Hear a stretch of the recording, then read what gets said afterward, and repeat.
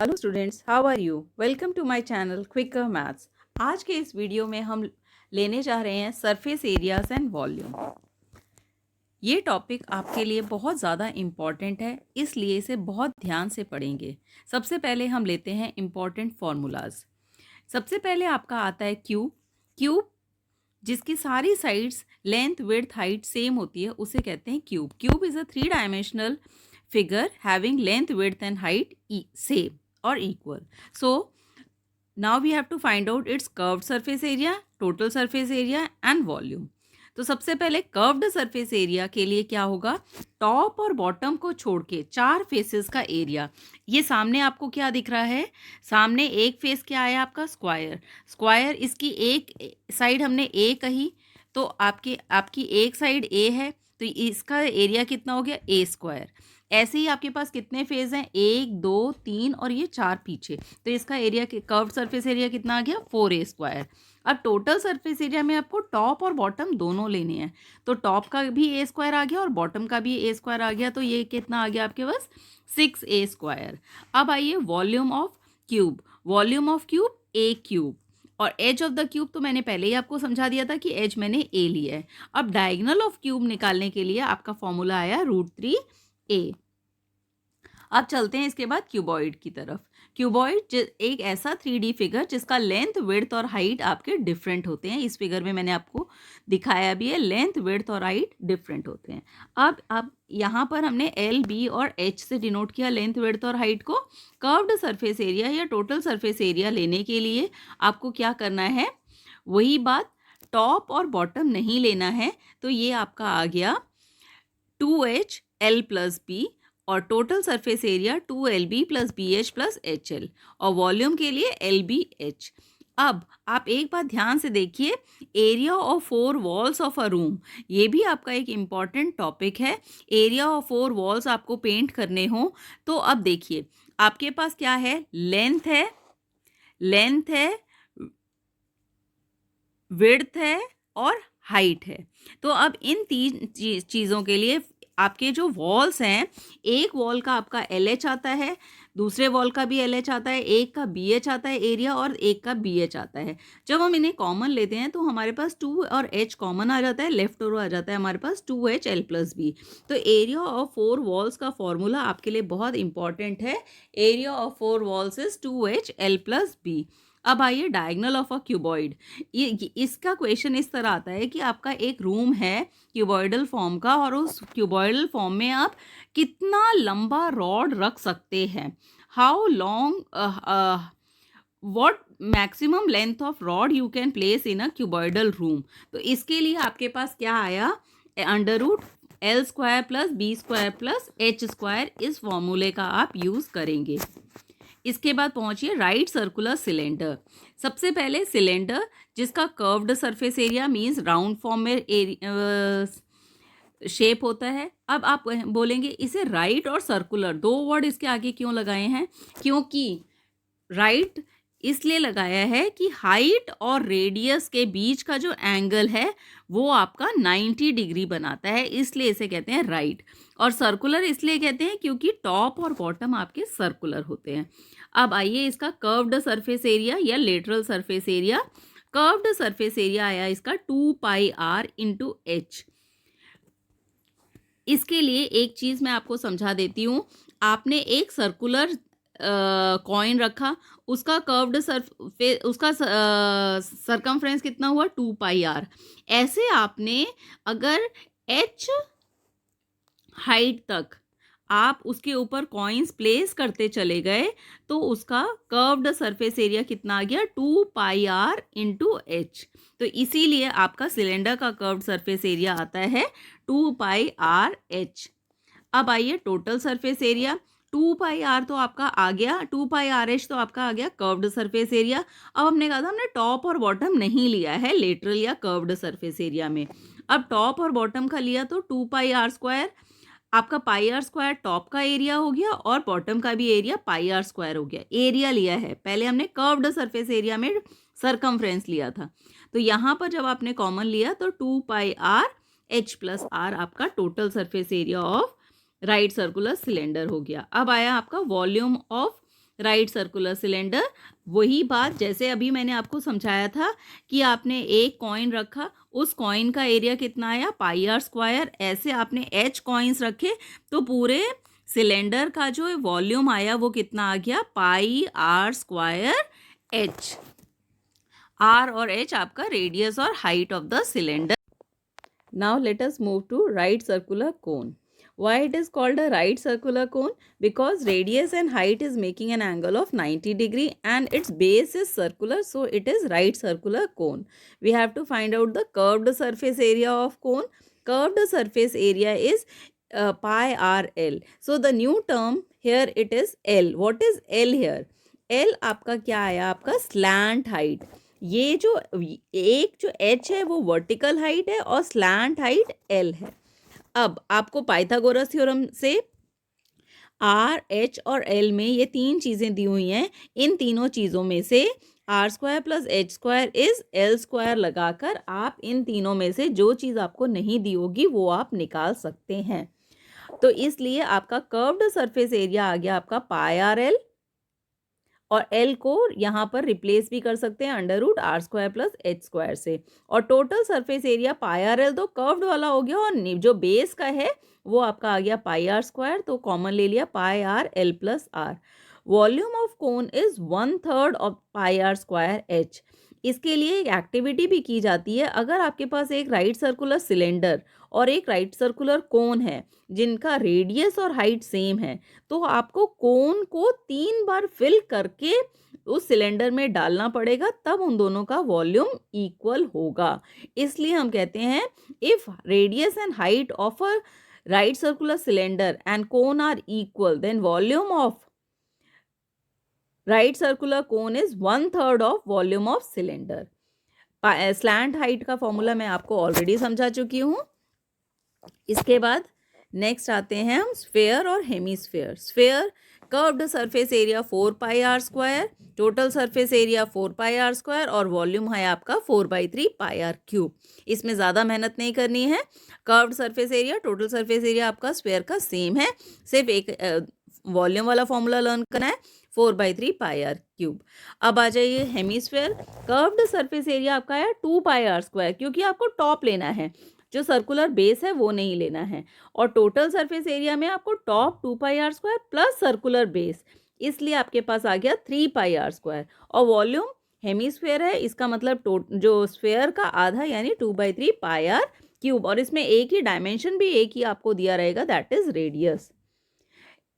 अब जब आपने इंपॉर्टेंट फॉर्मूलेज लर्न कर लिए, तो अब उन फॉर्मूलोज को आप अप्लाई कैसे करेंगे वो हम चलते हैं। सबसे पहले पहला क्वेश्चन हमने लिया, a cone of maximum size is curved out from a cube of edge 14 centimetre, find the surface area of the remaining solid after the cone is carved out. तो क्वेश्चन क्या कह रहा है कि एक क्यूब है जिसका एज आपको 14 सेंटीमीटर दिया हुआ है, यानी कि उसका ए कहें या हाँ ए कह लेते हैं, एज ऑफ द क्यूब आपका आ गया 14 सेंटीमीटर। अब आप उस क्यूब में से एक कोन को निकालना चाहते हैं, और वो जो कोन निकालना चाहते हैं वो मैक्सिमम साइज का होना चाहिए। तो इसका मतलब उसका डायमीटर कोन का जो हमारा क्यूब का एज है उसी के बराबर होना चाहिए। तो इसका मतलब डायमीटर ऑफ जो क्यूब कोन होगा वो कितना हो गया आपका 14 सेंटीमीटर।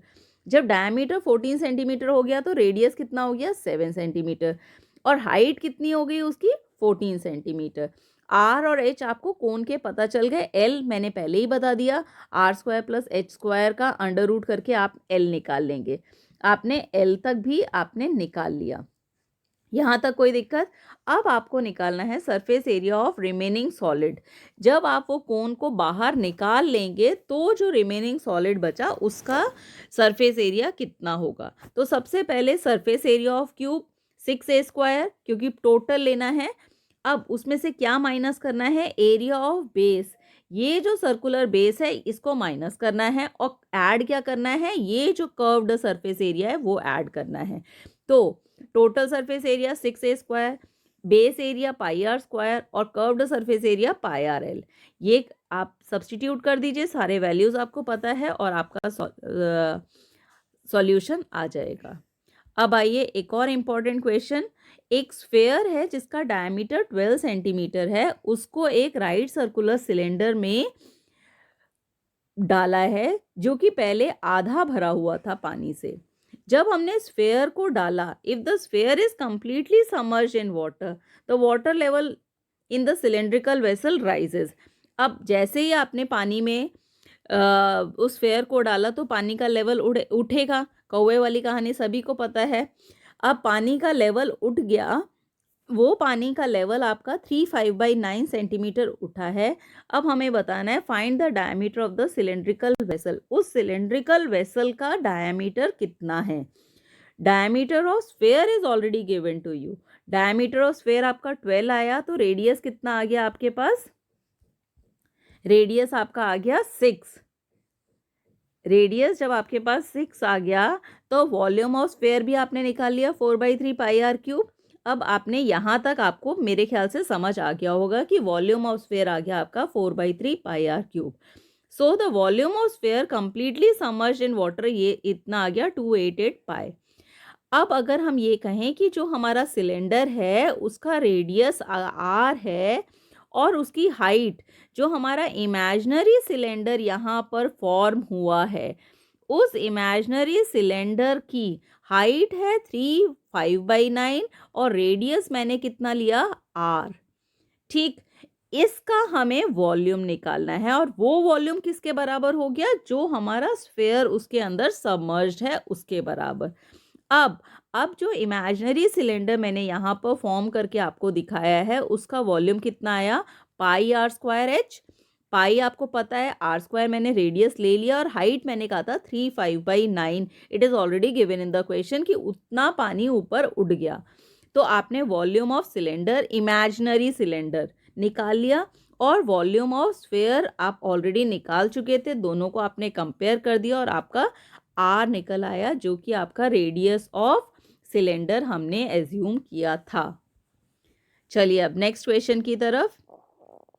एक हेमिस्फेरिकल टैंक है जिसका डायमीटर है 3 मीटर और वो पानी से भरा हुआ है। It is being emptied by a pipe at the rate of 3/4/7 litre per second.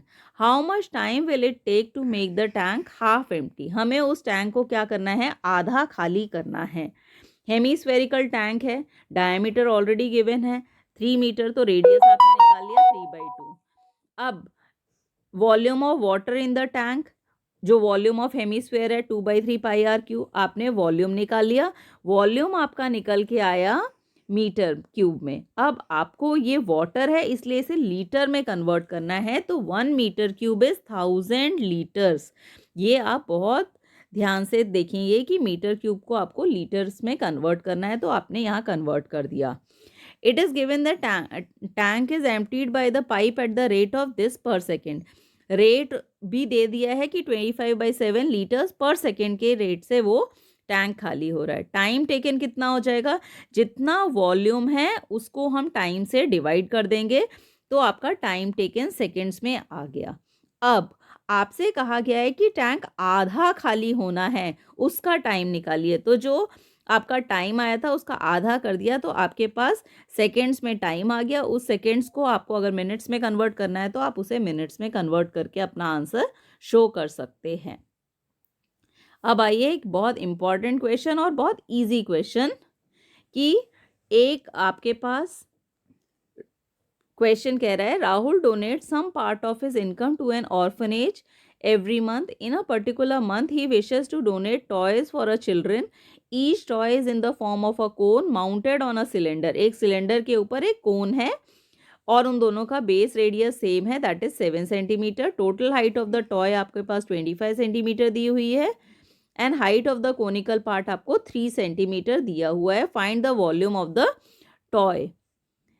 Volume निकालना है और उसकी कॉस्टिंग निकालनी है। तो सबसे पहले height of conical part 3 centimetre, it is already given in the question की हाइट आपके पास 3 सेंटीमीटर है। रेडियस ऑफ कोनिकल पार्ट आपका 7 सेंटीमीटर है।